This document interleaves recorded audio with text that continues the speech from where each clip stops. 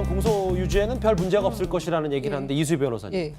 4일후면은 박 전 대통령이 구속 53일 만에 이제 모습을 드러낼 텐데 이게 뭐 사복인지 혹은 또 어떤 차림인지에 대해서도 벌써부터 좀 관심들이 많습니다. 좀 많이들 보셨죠? 이제 그 이재용 그 부회장의 경우에는 사복을 입고 나왔고 지금 뭐 최순실 씨의 경우는 사복도 입었다가 수의도 입었다가 이렇게 하는데 이거는 지금 무죄 추정의 원칙에 따라서 본인이 원하는 대로 사복을 입어도 되고 수의를 입고 출정을 해도 되고 선택입니다. 그런데 예. 아무래도 이제 박근혜 전 대통령의 경우에는 본인이 무죄라고 생각을 하기 때문에 아마 수의는 아니고 사복을 입고 나오지 않겠느냐. 그리고 머리도 올린 머리는 혼자 할 수 있는 머리가 아니기 때문에 아마 저도 그 휴가 사진 때처럼 뭐 그렇게 묶은 머리 정도로 나올 거라고 생각이 들고 다만 이제 식사를 잘 못한다라는 그런 보도가 있었는데요. 얼마나 좀 헬스케졌을지 어떤 좀 외모가 어떤 모습이냐에 따라서 조금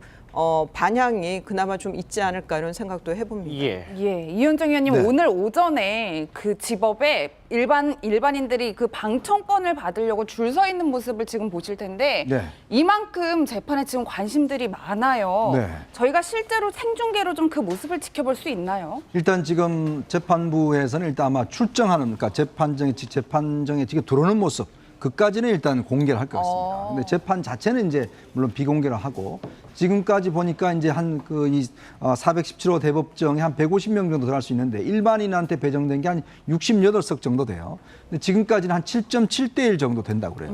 일단 경쟁률 자체가. 방청 열기가 좀 하는 그렇죠. 거니까 대단하네요. 그만큼 이제 이게 역사적인 재판이기 때문에 이제 박 대통령을 지지하는 분도 있고 또 뭐 반대하는 분도 있고 다양하게 이제 한번 역사의 재판을 직접 보고 싶다 이렇게 해서 이제 오시는 분들이 있는 것 같은데 저는 그래서 어제의 재판이 첫 재판 결과가 나왔지 않습니까? 예. 국정농단 사건과 관련해서 이제 어제 비선 진료 한 6명이 전부 다 유죄가 떨어졌거든요. 그렇죠. 그러니까 그런 걸로 보면 지금 이제 물론 재판부는 다릅니다만은 전반적으로 이 사안에 대해서 어떤 법원의 인식 자체를 좀 엿볼 수 있지 않는가 싶어요. 그러니까 상당히 엄격하게 지금 판단을 하고 있거든요. 왜냐하면 어제 같은 경우도 법원 국회 위증죄에 대해서 실형을 1년을 법정 구속을 시켰습니다. 예. 그만큼 지금 재판부가 이 국정농단에 대해서 상당히 엄하게 지금 어떤 형을 내리고 있는 상황이기 때문에 이런 분위기 자체가 내일의 어떤 박 전 대통령 재판에서도 상당히 좀 좌우하지 않을까라는 그런 또 예측도 해봅니다. 다음 주면 있을 박 전 대통령의 재판 어떤 입장 또 뭐 전면 부인 뭐 이렇게는 어느 정도 감지가 됩니다만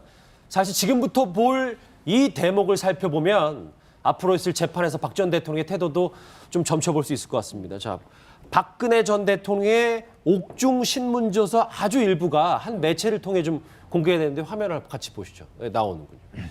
자, 한번 읽어볼게요. 제가 나라를 위해 밤잠 설쳐가면서 3년 반을 고생인지 모르고 살았는데 제가 그 더러운 돈을 받겠다고 사람을 어떻게 그렇게 더럽게 만듭니까? 이수희 변호사님. 예.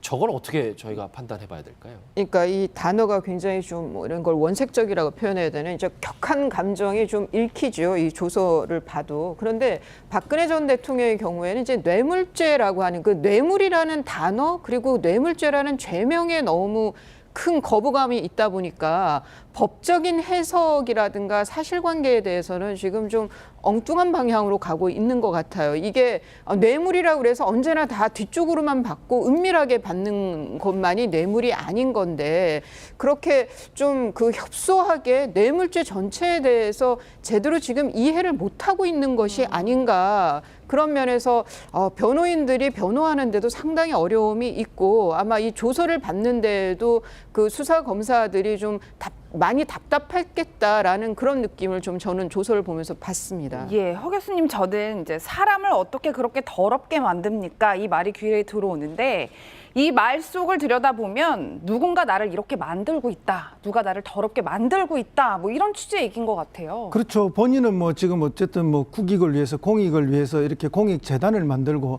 또 국가 문화 융성 발전, 체육 발전을 위해서 이렇게 공익재단을 만드는 이런 좋은 일을 했다고 생각하는데 그것이 아니라 이것은 뇌물이고 뇌물을 받아서 어떤 사적으로 편취하는 형태의 재단이었고 실제 나중에 그 재단이 운영되면은 최순실과 박근혜 전 대통령이 사적으로 운영하면서 사적 정치적 이익을 취할 것이다. 그래서 이건 뇌물이다 하는 것들로 자꾸 몰아가니까 자기를 어떤 그 정치 지도자의 반열에서 봐주는 것이 아니라 어떤 그런 자범적 수준으로 만들어가는 것이 아닌가. 그래서 굉장히 거기에 대한 이제 거부 반응이 강했던 것이 아닌가 이렇게 추측이 됩니다. 그렇기 때문에 이제 예. 강력하게 이렇게 반발하고 어떻게 나를 이렇게 더러운 수준으로 만드는가에 대한 그런 반발이었다고 생각이 듭니다. 예. 옥중신문조서 또 하나 있습니다. 한번 같이 보시죠. 다시 말씀드립니다만 이것은 오늘 한 매체를 통해 공개된 새로운 박근혜 전 대통령의 옥중신문조서 내용입니다.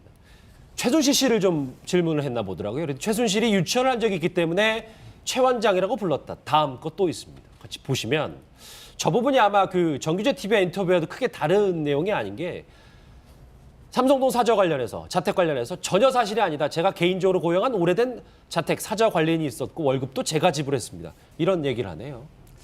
그러니까 박근혜 대통령은 최순실 씨와 같이 엮이는 거 그렇게 될 경우 지금까지 쭉 지적돼 왔던 게 하나는 공범관계라는 거 아닙니까? 국정농단에 예를 들면 최순실 씨를 비선으로 인정을 할 경우 이 국정농단에 있어서 공범관계가 인정이 되는 것이고 아까 또 삼성동 사저 문제라든가 또 뭐 이런 옷값 지불 문제 등 이런 것들에 대해서 최순실 씨가 지불을 하고 그것을 관리하고 집까지 그랬다 한다면은 그동안 논란이 됐던 경제 공동체 공동 지갑론을 인정하는 꼴이 되기 때문에 예. 지금 박근혜 전 대통령 입장에서는 최순실 씨는 과거의 인연으로 인해서 소소한 자기 일상을 좀 더 챙겨주는 사람이고 최순실 씨가 지금 저지른 그런 비리라든가 농단은 나하고는 관계없이 최순실 씨 개인이 자기를 팔아서 대통령을 팔아서 했던 또 아니면 뭐 호가호위를 했던 어쨌든 개인의 비리 자원이다. 이렇게 지금 본인과 최순실 씨하고 관계를 이렇게 좀 분리해서 이렇게 어떤 재판 전략상으로도 이렇게 분리해서 이렇게 진술하고 그런 전략으로 재판에도 임하려는 건 그런 의중을 보인 것 아닌가 그렇게 보여집니다. 예, 이수희 변호사님 예. 지금 이제 검찰의 수뇌부가 굉장히 빠른 속도로 바뀌고 있는데 이 박 전 대통령의 재판에 어떤 영향을 미치게 될까요? 그 아까 백혜련 그 의원도 말씀하셨지만 공판 유지되는 공소 유지되는 거는 뭐 사실 인사하고는 크게 관련이 있는 건 아니죠. 다만 이제 문재인 대통령도 말씀하셨지만 이 그 이영렬 그 전 징검장이라든가 뭐 그 안태근 검찰국장의 이런 좌천 뭐 이런 그 또 감찰 업무 지시가 주 목적은 공직 기강이 해이했다. 그것을 다잡기 위한 거다라고 말씀하신 바도 있는데요. 저는 지금의 이제 검찰의 인사가 이제 공직 기강이 사실상 좀 지금 보면 제가 재판을 다녀봐도 그렇고 뭔가 좀 약간 해이하다는 느낌은 있어요. 이렇게 정상적인 국정 운행 상황이 아니었기 때문에 그런 게 조금 피부로 느껴지는 면들도 있었거든요. 예. 그런 면에서 외려 좀 공직 기강이 잡힐 수 있는 계기가 된 걸로는 보이고요. 다만 박근혜 전 대통령의 뭐 공소 유지는 인사하고는 크게 관련이 없을 거다. 거기에 대해서는 크게 걱정할 일은 아니라고 보입니다. 그렇군요. 윤석열 신임 지검장의 파격 인사 그리고 박 전 대통령 재판 관련해서 첫 번째 주제로 짚어봤습니다. 대목을 살펴보면 앞으로 있을 재판에서 박 전 대통령의 태도도 좀 점쳐볼 수 있을 것 같습니다. 자, 박근혜 전 대통령의 옥중 신문조서 아주 일부가 한 매체를 통해 좀 공개되는데 화면을 같이 보시죠. 네, 나오는군요. 자, 한번 읽어볼게요. 제가 나라를 위해 밤잠 설쳐가면서 3년 반을 고생인지 모르고 살았는데 제가 그 더러운 돈을 받겠다고 사람을 어떻게 그렇게 더럽게 만듭니까? 이수희 변호사님. 예.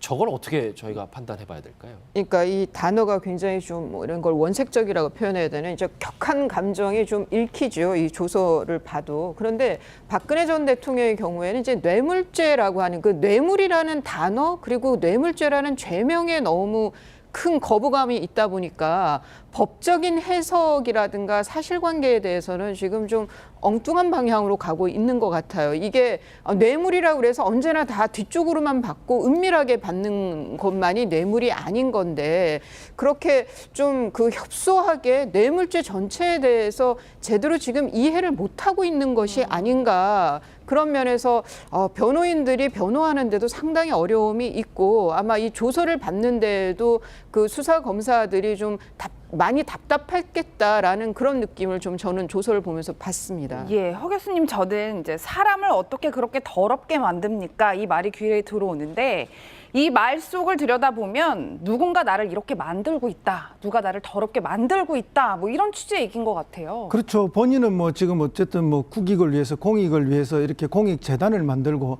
또 국가 문화 융성 발전, 체육 발전을 위해서 이렇게 공익재단을 만드는 이런 좋은 일을 했다고 생각하는데 그것이 아니라 이것은 뇌물이고 뇌물을 받아서 어떤 사적으로 편취하는 형태의 재단이었고 실제 나중에 그 재단이 운영되면은 최순실과 박근혜 전 대통령이 사적으로 운영하면서 사적 이익을 취할 것이다. 그래서 이건 뇌물이다 하는 것들로 자꾸 몰아가니까 자기를 어떤 그 정치 지도자의 반열에서 봐주는 것이 아니라 어떤 그런 자범적 수준으로 만들어가는 것이 아닌가. 그래서 굉장히 거기에 대한 이제 거부 반응이 강했던 것이 아닌가 이렇게 추측이 됩니다. 그렇기 때문에 이제 예. 강력하게 이렇게 반발하고 어떻게 나를 이렇게 더러운 수준으로 만드는가에 대한 그런 반발이었다고 생각이 듭니다. 예. 옥중신문조서 또 하나 있습니다. 한번 같이 보시죠.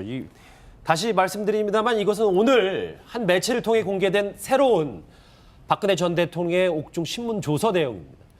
최순실 씨를 좀 질문을 했나 보더라고요. 그래서 최순실이 유치원을 한 적이 있기 때문에 최원장이라고 불렀다. 다음 것 또 있습니다. 같이 보시면 저 부분이 아마 그 정규제 TV와 인터뷰와도 크게 다른 내용이 아닌 게 삼성동 사저 관련해서 자택 관련해서 전혀 사실이 아니다. 제가 개인적으로 고용한 오래된 자택 사저 관련이 있었고 월급도 제가 지불했습니다. 이런 얘기를 하네요.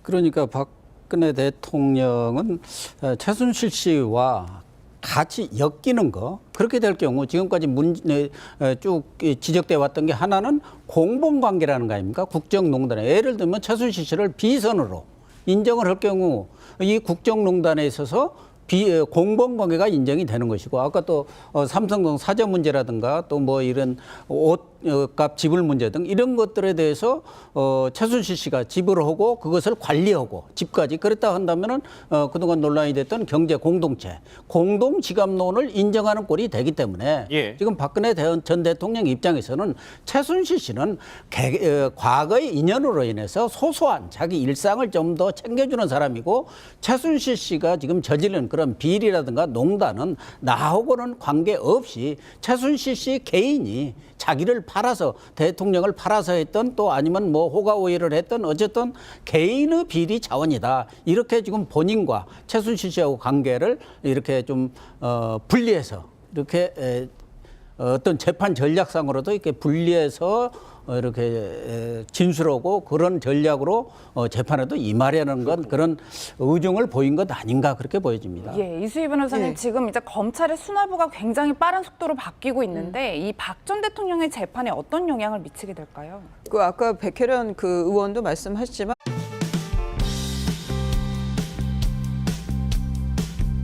전 대통령 공소 유지에는 별 문제가 없을 것이라는 얘기를 하는데 이수희 변호사님. 예. 4일 후면은 박 전 대통령이 구속 53일 만에 이제 모습을 드러낼 텐데 이게 뭐 사복인지 혹은 또 어떤 차림인지에 대해서도 벌써부터 좀 관심들이 많습니다. 좀 많이들 보셨죠? 이제 그 이재용 그 부회장의 경우에는 사복을 입고 나왔고 지금 뭐 최순실 씨의 경우는 사복도 입었다가 수의도 입었다가 이렇게 하는데 이거는 그 지금 무죄 추정의 원칙에 따라서 본인이 원하는 대로 사복을 입어도 되고 수의를 입고 출정을 해도 되고 선택입니다. 그런데 예. 아무래도 이제 박근혜 전 대통령의 경우에는 본인이 무죄라고 생각을 하기 때문에 아마 수의는 아니고 사복을 입고 나오지 않겠느냐. 그리고 머리도 올린 머리는 혼자 할 수 있는 머리가 아니기 때문에 아마 그 저도 그 휴가 사진 때처럼 뭐 그렇게 묶은 머리 정도로 나올 거라고 생각이 들고 다만 이제 식사를 잘 못한다라는 그런 보도가 있었는데요. 그 얼마나 좀 헬스케졌을지 뭐 어떤 좀 외모가 어떤 모습이냐에 따라서 조금 반향이 그나마 좀 있지 않을까 이런 생각도 해봅니다. 예. 예, 이현정 의원님 네. 오늘 오전에 그 집업에 일반인들이 그 방청권을 받으려고 줄 서 있는 모습을 지금 보실 텐데 네. 이만큼 재판에 지금 관심들이 많아요. 네. 저희가 실제로 생중계로 좀 그 모습을 지켜볼 수 있나요? 일단 지금 재판부에서는 일단 아마 출정하는 그러니까 재판정에 지금 들어오는 모습 그까지는 일단 공개를 할 것 같습니다. 근데 재판 자체는 이제 물론 비공개를 하고 지금까지 보니까 이제 한 417호 대법정에 한 150명 정도 들어갈 수 있는데 일반인한테 배정된 게 한 68석 정도 돼요. 근데 지금까지는 한 7.7대 1 정도 된다고 그래요. 일단 경쟁률 자체가. 방청 열기가 좀 화면 그렇죠. 보니까 대단하네요. 그만큼 이제 이게 역사적인 재판이기 때문에 이제 박 대통령을 지지하는 분도 있고 또 뭐 반대하는 분도 있고 다양하게 이제 한번 역사의 재판을 직접 보고 싶다 이렇게 해서 이제 오시는 분들이 있는 것 같은데 저는 그래서 어제의 재판이 첫 재판 결과가 나왔지 않습니까? 예. 국정농단 사건과 관련해서 이제 어제 비선 진료 한 6명이 전부 다 유죄가 떨어졌거든요. 그렇죠. 그러니까 그런 걸로 보면 지금 이제 물론 재판부는 다릅니다만은 전반적으로 이 사안에 대해서 어떤 법원의 인식 자체를 좀 엿볼 수 있지 않는가 싶어요. 그러니까 상당히 엄격하게 지금 판단을 하고 있거든요. 왜냐하면 어제 같은 경우도 법원 국회 위증죄에 대해서 실형을 1년을 법정 구속을 시켰습니다. 예. 그만큼 지금 재판부가 이 국정농단에 대해서 상당히 엄하게 지금 어떤 형을 내리고 있는 상황이기 때문에 이런 분위기 자체가 내일의 어떤 박 전 대통령 재판에서도 상당히 좀 좌우하지 않을까라는 그런 또 예측도 해봅니다. 다음 주면 있을 박 전 대통령의 재판 어떤 입장 또 뭐 전면 부인 뭐 이렇게는 어느 정도 감지가 됩니다만 사실 지금부터 볼 이